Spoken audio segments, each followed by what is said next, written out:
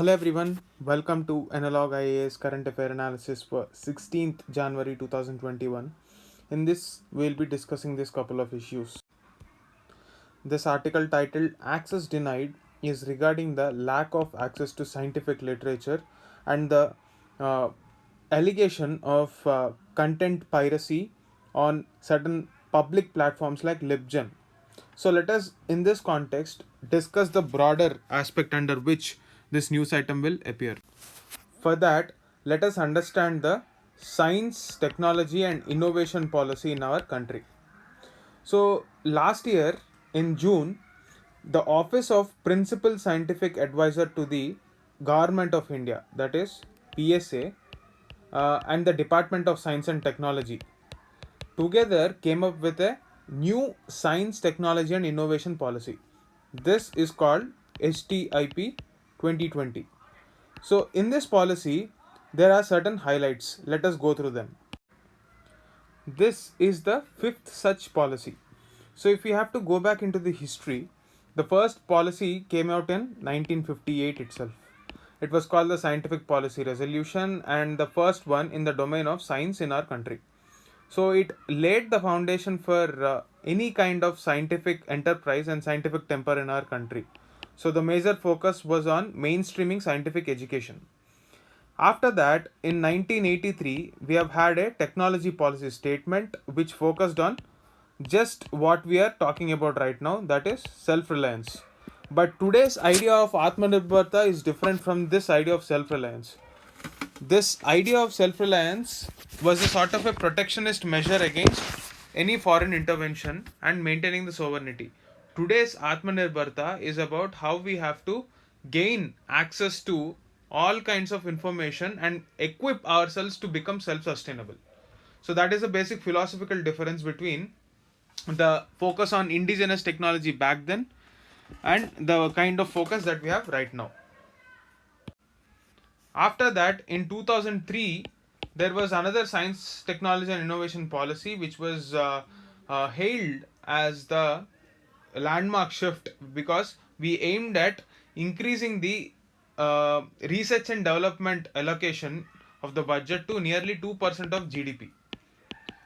And in 2013, we came up with the latest policy where it was acknowledged that in order to stay globally competitive, it was necessary for us to move towards a knowledge based economy. So, these are the highlights of previous policies. So, this present policy will try to integrate the lessons of pandemic, including the building of an Atmanirbhar Bharat by leveraging our strengths. So, this is the focus of our new policy. Let us reiterate. In 1958, the first aim was to develop scientific temper. In 1983, we were talking about self reliance. That is, whatever knowledge that is present within our country should reach out to the masses and it should turn into an economic activity. That is the focus of self reliance back then.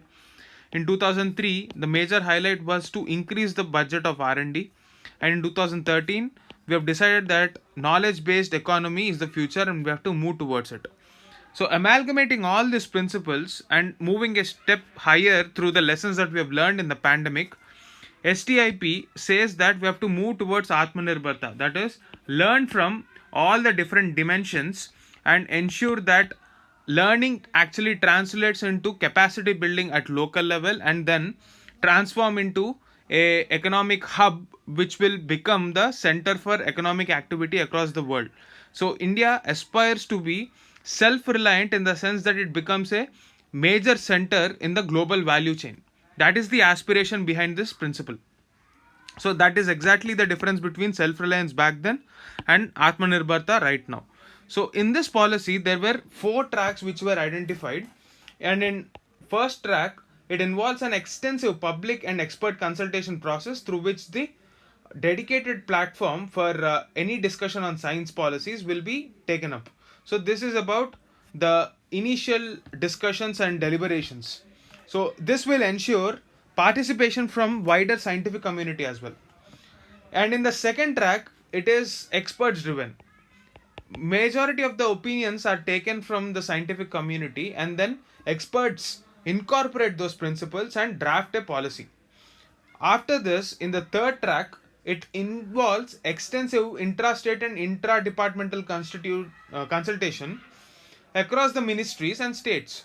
So this will also give accountability to the stakeholders and a voice to all the relevant stakeholders, because policies cannot be made in silos. Otherwise, what will happen is, if the scientists and policymakers end up making statements that are not practically translatable in governance, then the entire policy work becomes waste. So this is the third stage of the policy. And in the fourth track, it constitutes a apex level multi-stakeholder consultation. So it will move just beyond the stakeholders in the government and will move to the NGOs or private companies and every other stakeholders who will be impacted by this policies. So that is the framework of this entire policy. Now, one important aspect that this policy forget to address comprehensively is, how are we going to access the scientific technology and research on scientific technology or latest developments across the world, so that the principle that is laid down even in the 1958 resolution, that is to develop scientific temper, this emphasis on scientific temper is a part of our fundamental duties as well. Now, in ensuring that these duties are actually carried out by the people, the government also should empower people to have access to these. In a lot of public institutions, the budgets are allocated to have access to certain journals, which will give insights into the latest developments in research and development in a particular technology. But if you're talking about the mid-level institutions and colleges, these expensive scientific journals access is very difficult. Now we cannot deny, in the age of information and democracy, access to this. In this context, there was a legal action taken by the scientific journals against two public platforms which gives access to these scientific journals, that is Sci-Hub and LibGen, is a point that we have to consider in the present context. Now, whenever we think about intellectual property rights or access to public information, the entire idea is shaped by Western ideals. In this age where India considers it to be a democratic right to have access to information and internet. Okay, so even in certain cases like Fahima Shireen was a state of Kerala case, uh, right to access internet was considered to be a part of right to life. So in this context, it is a very important question to balance between the rights of content creators, and at the same time it is important to balance the rights of people to have access to such kind of an information. Now, this is a very peculiar dilemma. Should we not incentivize people who indulge in research and allow them to have certain royalty? Is it not right that we also at the same time ensure that people get access to this scientific literature so that they can build something better? Otherwise, without access to this literature, there is no way that people can build on the collective efforts of our scientific community. So how do we balance this? This is not exactly answered by our policy.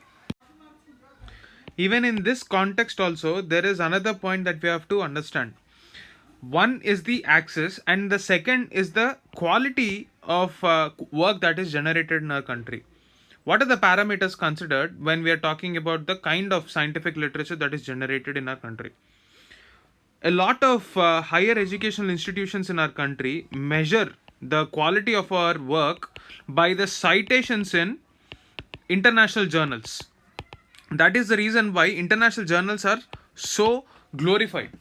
But one thing that we have to understand here is, the standards set in the Western journals do not actually translate into plausible outcomes that are relevant for our Indian society.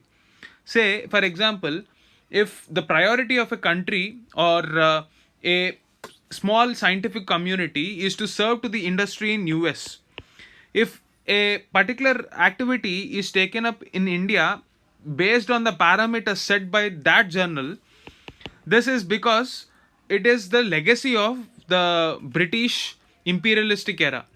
Just because scientific activity was very rampant in the European Union or Europe back then, the standards set by our Indian institutions were in tandem with the activities being taken up in Europe.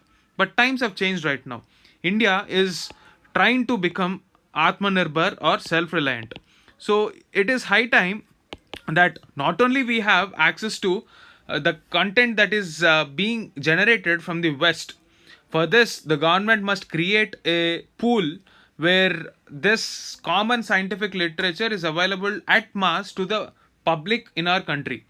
At the same time, we also have to change our parameters of what is called as a proper research work. Mere citation in international journals has become just a namesake research, and in fact, these journals have built around a small economic model based on this fact. There were citations in various newspapers as well that these journals even produce bogus research papers just to generate certain economic revenue. Another important aspect that we have to discuss here is the concept of peer review. When you're talking about peer review, there is always an element of subjectivity. So, what exactly is peer review? Say a professor in a college has published a paper or want to publish a paper. In order to get that paper published, he has to reach out to a scientific community, a network of scholars who already have certain expertise in that area, and get acceptance from them. So, in order to grow in their careers, teachers and professors are continuously engaged in getting these journals published through peer review. What happens in the process is they miss out on some meaningful teaching and engagement with the student, which could have actually enhanced their line of thinking and also the ability to nurture a community that is aspiring to become the next generation scientists. So this is not how we achieve Atmanirbharta. We have to focus on concrete results that are relevant for our society. It is in this context, this UGC guidelines with respect to peer review should also be reconsidered and redesigned so that they meet the aspirations of the society. This is the reason why in 2003, when we are talking about reaching the R&D budget of 2% of GDP, that did not actually translate into vision because the people in power did not feel that it was worthwhile chasing this without actually correcting the anomalies. So this is high time that we correct these anomalies, because if a lot of revenue is just spent on this peer review or namesake research and development without actually having any implication on the society, then that kind of research will not actually help the entire nation in its nation building. Also, there would be a danger of brain drain. So it is high time that we collaborate with the private sector, align the priorities of the private sector with that of the government, because private will always look at the future as a sort of an investment, and the government will always look at the society as a responsibility. Now, somewhere between the aspirations of the government and the aspirations of the private sector, we can use this R&D in certain sectors. Say for example telecom, we can talk about health. The latest vaccine development in the healthcare sector with respect to COVID is a prime example as to how we can leverage the strengths of private sector. So for this to happen, a formidable research and development budget is necessary, and for that to happen, we have to reorient our priorities. This article, government exhorts domestic steelmakers to be more competitive. So in this article, we'll be discussing about the role of steel and why in 2017 we have created a new steel policy, and what is the problem with the entire steel sector. So steel plays a major role in the growth of a developing economy, and the primary reason we are focusing on steel is because it is a core sector. if you're talking about the index of industrial production, steel happens to be one of the most important driver of economic growth, because every infrastructure project requires steel, whether it is the construction sector, defense, automobiles. For the revival of our economy, steel is an imperative at this moment. So it is valued at over $100 billion and contributes to around 2% of the entire GDP of our country. And India has become the third largest producer of steel uh, in 2015, and ever since we have been maintaining that. So it is important to at the same time become export competitive so that we are not overtaken by our competitors. Even though steel factories were established right after independence in our country, and some of them were established even before independence, steel sector has actually seen a major shift in the year 2003, and in this phase of economic boom till 2008 it flourished very well. So India's steel imports increased from 1.75 metric ton to 7 metric ton in this period. So almost 5 times or even 6 to 8 times increase was witnessed in this phase. But after that, China has equally grown, and followed by the global financial crisis, our steel prices became uncompetitive. China started dumping steel across the world, and this has led to significant losses to the steel industry as well. This led to rise in NPS. However, the government has addressed all these issues and has been trying to push the steel industry to be more competitive. In this um, direction only, we have created a new steel policy in 2017. In this context, to create a technologically advanced and globally competitive steel industry, the National Steel Policy 2017 provides an environment for attaining self sufficiency in steel production. Similarly, there was a target to at least increase per capita steel consumption to 160 kgs by 2030. It also aims to domestically meet entire demand of high grade automotive steel. Right now we are importing a significant aspect of that. The next one would be to increase domestic availability of washed coking coal so as to reduce import dependence of coking coal. Right now we import around 85% of the coal, or the coking coal, which is the highest quality coal for our uh, steel production. Now we aspire to reduce that to 65% by 2030. As you can see, coal reforms are closely associated with this, and in order to ensure that coal is available to the steel industry, we have resorted to coal reforms recently, and there is a recent announcement by our government that there will be a portal which will ensure transparent bidding in coal blocks.